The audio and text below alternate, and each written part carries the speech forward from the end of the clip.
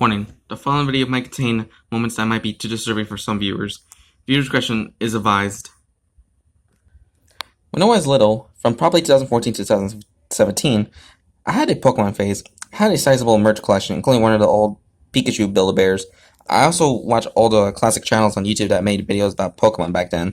The J-Wits, MNJ TV, and Brand of the Past, you name it. Obscure Pokemon trivia and scary Pokedex entries practically made my childhood. A common type of video that more corporate channels, or content farms as people call them nowadays, would pump out were compilation videos showing real-life versions of Pokemon. Mostly would be either stolen 3D renders or photo manipulations or shoddily thrown together edits made by the creator itself. Nevertheless, little me ate it all up. I knew none of it was real, but the mere suggestion just gave my brain that dose of serotonin that kept me watching more. Most of these kinds of videos were pretty much copy and pasted from each other. Then one day, I happened upon a video somebody titled Pokemon in Real Life.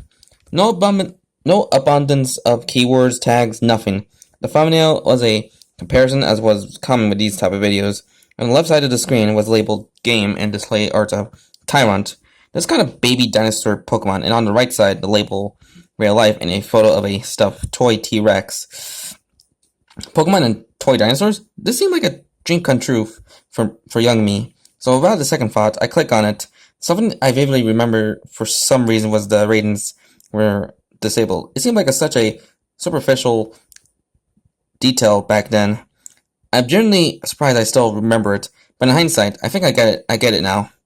The format was simple. It would show a black screen with the Pokemon's name in white text, then it would cut to the comparison. It then repeat for about 8 to 10 minutes straight with the theme song to the Indigo League series looping the whole time. It had standard stuff for the first half. Squirtle's real counterpart being a baby sea turtle on the beach. Rayquaza's being a small sculpture of a Chinese dragon. You know, it seemed like they only purposefully chose Pokemon that closest resembles real fans. It was like they were skimming over some of the more outlandish designs like Deoxys and Lugia. You know, stuff that wouldn't be easily translatable into real world creatures or items. In fact, none of the images seemed edited in any way. But then we got to Bayonet. The in-game design was a small black rag doll-like creature with red eyes and a zip-up mouth. The real-life image was kind of that. It was definitely a creepy rag doll. It wore black and red striped clothes, and its limbs were long and lanky, dangling off the tall wooden stool. It was laying back first on. Due to the angle of the camera through, it was hard to make out the face. I was a bit weird out, but hey, maybe the guy who made it just got it from some random website or something.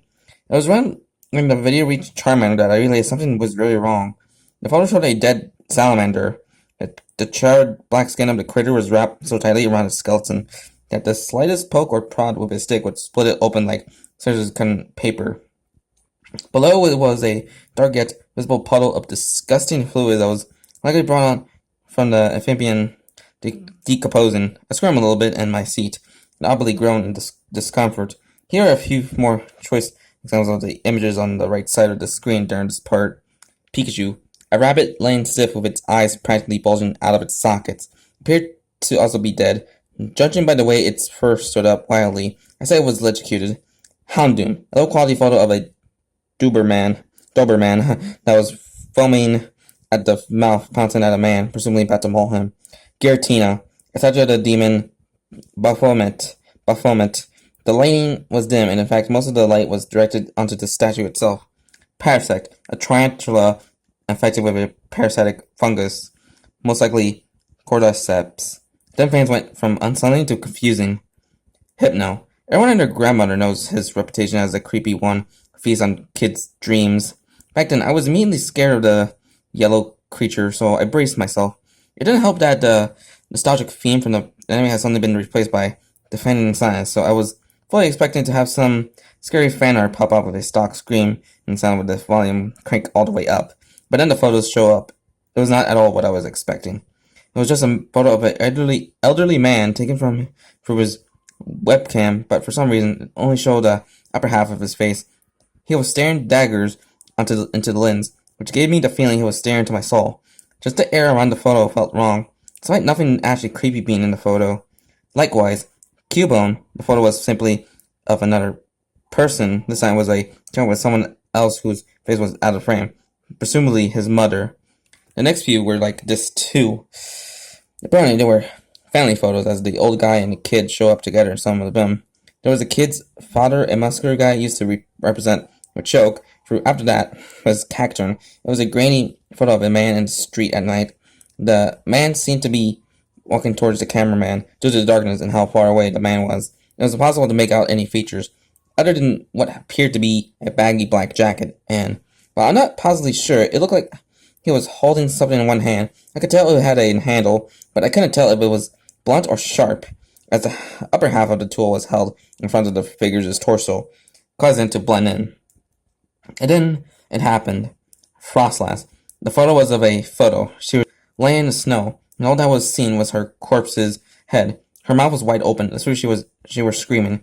Her visage had no recognizable human skin tone anymore. She had nothing but red and purple frost-bitten flesh. In her eyes, they were clouded over, but I could still just barely make out a pupil facing directly at the camera. I shrieked in terror, and I scrambled to the floor to undo the power cord and put an end to it. I looked back for a brief second at the monitor, then pulled the plug, but not before I caught a glimpse of one more title card. The final Pokemon in the video, and the only one I never saw. Phantom. So that was Pokemon in Real Life, a Pokemon-themed creepypasta, and this is actually kind of a pretty good one.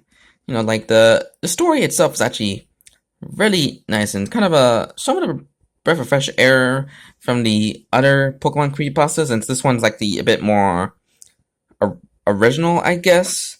Since possibly did the whole the whole like the reader the protagonist is like had to watch through the whole video of the Pokemon in Real Life video. Then it gets rather worse and like seriously, I would love to see this like as like a analog horror video. Like, it's like someone needs to recreate this creepypasta as like an analog horror video. So there's that, and also the parts about like Hypno and I think the choke are kind of creepy, especially the Hypno. So there's that, and also I think the Charmander part is actually pretty grim. So yeah, which is kind of since possibly like how the protagonist describes it is kind of disturbing. So there's that. And anything else about this creepypasta? Yeah, that the ending just kind of ended like on an ambiguous way. I think that's how you say that word correctly. So there's that. We have the the protagonist is like seeing like the image of Phantom, which is a the ghost grass Pokemon from Gen 6. Since maybe just didn't describe like what's the real life counterpart of the Pokemon looks like, since it's left with like an ambiguous ending. So there's that. So yeah. So overall, this is actually a pretty good Pokemon creepypasta. So yeah. So hope you guys enjoyed this video. Like and comment this video and subscribe more content. So this is Mr. Freddy here, and I hope you have a very good day. So bye bye.